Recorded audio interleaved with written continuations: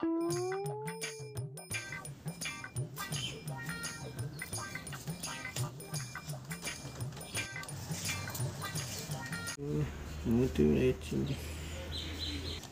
পা আছে না নাই দোকানখনত? এই 20 টকা এটা আছে। দাদা 5 আছে নেকি? আছিল চাও ৰ'বাচোন।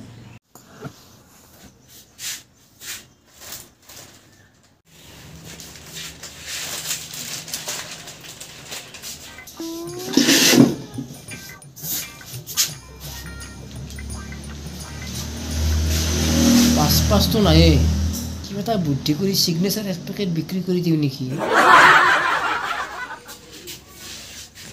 হেৰি 5 শেষ হ'ল।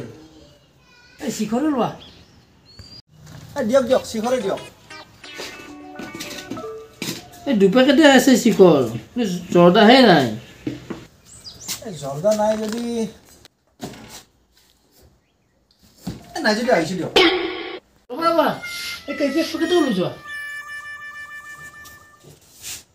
এটা কথা তোমাক বুলিহে ক'লো, কেবিটি কিন্তু অলপ পুৰণি হৈছে। চিগনেচাৰে খাইছোৱা নহ'লে আজি। নালাগে দিয়ক, চিগনেচাৰৰ দামটো অলপ বেছি। চিগনেচাৰটো দাম বেছি মানে এটা কথা কওঁ তোমাক মই, বহুতে চিগনেচাৰ নাখায়, কিন্তু চিগনেচাৰটো খাব লাগে। দামটো অলপ বেছি হয় বাৰু, 5 টকা এটা বেছি হয়, কিন্তু শিখৰত কি জানা নাই, শিখৰত থাকে চাউল গুটিটো মানে শিলৰ দৰে টান। তোমালোকে জানা চাগে, তোমালোকে শিখৰ খোৱাটো, শিখৰত খালে মানে যিটো মানে টান যিটো, সেইটো চবতে দাঁতটো প্ৰব্লেম এটা আহি যায়।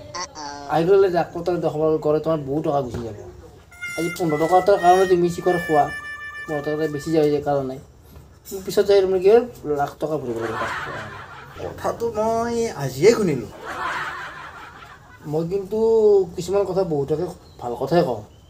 এটা কথা কওঁ তোমাক, আৰু এটা কথা কওঁ মই, তোমাৰ মাজে মাজে দাঁতটো খিৰখিৰাই। খিৰখিৰাই অলপ কিন্তু পকা খাইছে মোৰ। এই শিখৰত বাহিৰে বেলেগ মুখতে নালাগে।